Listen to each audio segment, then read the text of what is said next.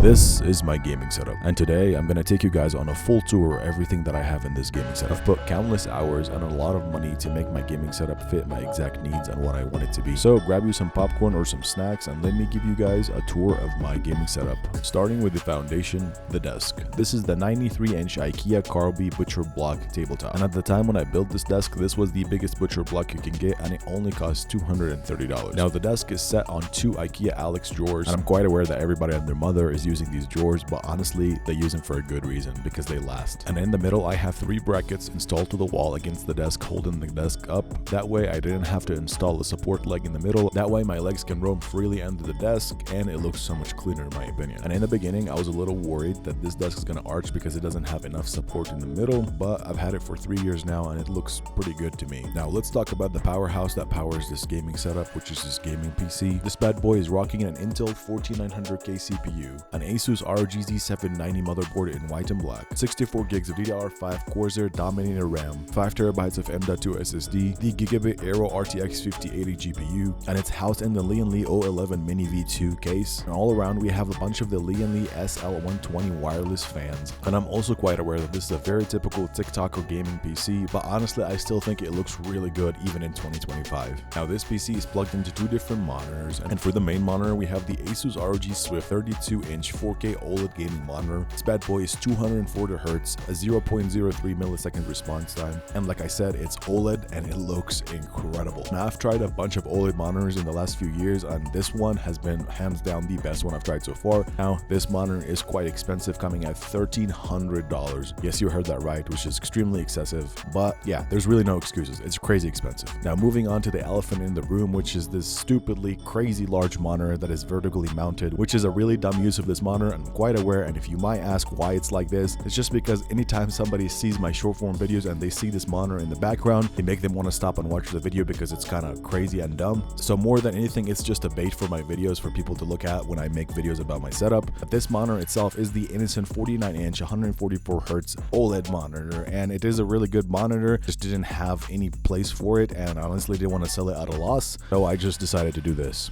I know it's stupid, but let's move on. Now you might be wondering, what is this bar on top of the main monitor? And this right here is the BenQ Screen Halo light bar, and honestly I swear by this thing because it helps my eyes not have strain at the end of the day. This is basically just a light that has different temperatures that just shines on your monitor and on your desk, lighting up the whole area. And honestly the best use case scenario I found for it is for a long day of sitting on my desk, somehow for some reason having a more balanced lighting system in my setup, it helps my eyes not feel strained and just weaker at the end of the day. And now that we've covered the basics of a gaming setup, let's talk about the peripherals, the lights that I have, and all the other accessories that make this setup more for me than anybody else. Starting with the mousepad that I'm using the limited edition 25-year Halo gaming mousepad from High Ground, and on top of it I'm using a gaming keyboard from the same drop. This is also a Halo keyboard that is green, and for gaming mice it's a little bit obnoxious. I have 3 different gaming mice right here. The first one is this High Ground 100 Thieves edition gaming mouse in red that looks super good with the red and green colorway. The second one is the Pulsar X2 gaming mouse. This one is the Random Frank P edition. It has this topo design on it and it looks really good. And the third one, which is actually one of my favorites, is the Sony InZone gaming mouse. I know you didn't probably even know that Sony made gaming mouse, but they released this bad boy this year, and honestly this is one of my favorite ones. It has a really long battery life and it just feels very esporty, so that's the one I use mainly when I'm gaming, and the other ones when I'm doing other things. And I also printed these 3D stands for the mice to be on when I'm not using them, just for better looks and aesthetics. Now for the headphones, I'm using some of the craziest headphones I've ever used, and trust me, I've reviewed a bunch of gaming headsets this year, but this one definitely takes the cake. This is a $600 gaming headset from SteelSeries. This is the SteelSeries Nova Elite, and this gaming headset was not purchased by me, so I did not spend my money on it, but SteelSeries sent it out for a video, and honestly I've been using it because it's $600, so it should be the best, and it is one of the best gaming headsets I've used. It has really good noise cancellation, unlimited battery life, a really good microphone with AI noise cancellation for loud noises, so when my PC is running hot while I'm gaming, you can't hear that in my microphone. So that's what I mainly use, and it also comes with the space that allows me to use it with any console or PC at the same time. It's very excessive at $600, but I have it, so I'm using it. And next, for other audio devices, on the left side I'm using the Beacon Mix Create, and this device basically allows you to control your audio sources all individually. For example, if I want to adjust the audio on my Discord channel, I could do that, or if I want to change the audio of the game, I could do it from here, and I can mute any of them on the go with just a tap like this. So this device device, highly recommend it if you like to tweak your audio settings a lot. And I'm actually also using a microphone from Beacon as well. This is the Beacon USB microphone. This is a dynamic microphone that looks really cool, it has RGB, and it also sounds really clean. And both of those combined is what I use when I'm calls for better audio quality. Now, next to the Beacon Mix Create, I have a Steam Deck here that allows me basically to quickly change my settings, open apps, turn on the lights by just clicking stuff, navigate between things. If I'm being fully honest, I don't actually use the Stream Deck as much because I am not a streamer. Now, above all of these devices, I have this really cool monitor stand that I got from a brand a while back. This thing is super high quality, and I think it adds another dimension between your monitor and your desk just for your gaming setup, especially for aesthetics. Definitely not necessary for any gaming setup, but I personally like it in mine, and it just holds my speakers on there. And speaking of the speakers, these are the SVS Prime wireless speakers. These things are crazy. They have built-in AirPlay so I can play music from my phone, and they're also plugged into my PC so I can listen to music when I don't want to use my headphones. And these things are not just big in size, but big in volume. The audio quality sounds really clean on these guys, and they also are come in white to match the entire gaming setup. They look really good in my opinion. Now, if we move above the monitor, this is the product I get asked about the most in all of my comments on my videos, but this also is the product that I really do not recommend anybody to buy. Two main reasons. First of all, these are the Nanoleaf RGB lines, and these things are extremely expensive. They're like $200 to $300 a set. I over here in my wall I have 3 to 4 sets, but they have one major problem that I keep encountering, and this might be just my experience. Anytime my router sets or my power goes down, these things just lose complete connection to the internet, and I have to basically hard reset them and reconnect them to my internet to be able to use them again. Sometimes they don't even want to connect. They just completely just die on me, and then for some reason a few days later they work again. So maybe my module is just broken, but from what I find on the internet, that a lot of people have very similar problems with them. Now, don't get me wrong, they look really good. I just wish they had better hardware and software integration. Now, jumping to both sides of the setup, I have two lights that are basically setting the tone of the setup. These two lights are the Godox TL120 tubes, and these guys can be any color RGB I want them, and I mainly use them to shine my background light in my videos, or if I want to shine a light on a product, I can unplug them and put them on the product to give me better RGB for the shot. Now, moving on to the right side of the wall, this is where I have my pegboard from IKEA, and on there I display my prized possessions. Like for example, this 10-year-old GTX 1080 Ti GPU, my box from the RTX 5090 I just bought, some really cool limited edition keyboards like this Blur one from High Ground and this Counter-Strike one from Razer, and other ones as well. And above that, there is a custom neon sign that some brand sent me that basically has Give 'Em Chills the name on it, and I can just change the RGB lights to whatever I want it. Right now, obviously, it's Christmas themed for this video, but this also adds another dimension to the setup, so it's not just one wall, but two walls. And I just thought adding this just adds more personality to setup and makes it more of mine. Now, for the last piece of the setup, we're going to be talking about the gaming chair. I've honestly reviewed 10 to 15 chairs over the last 2 years. Some of them were gaming chairs, some of them were ergonomic chairs, but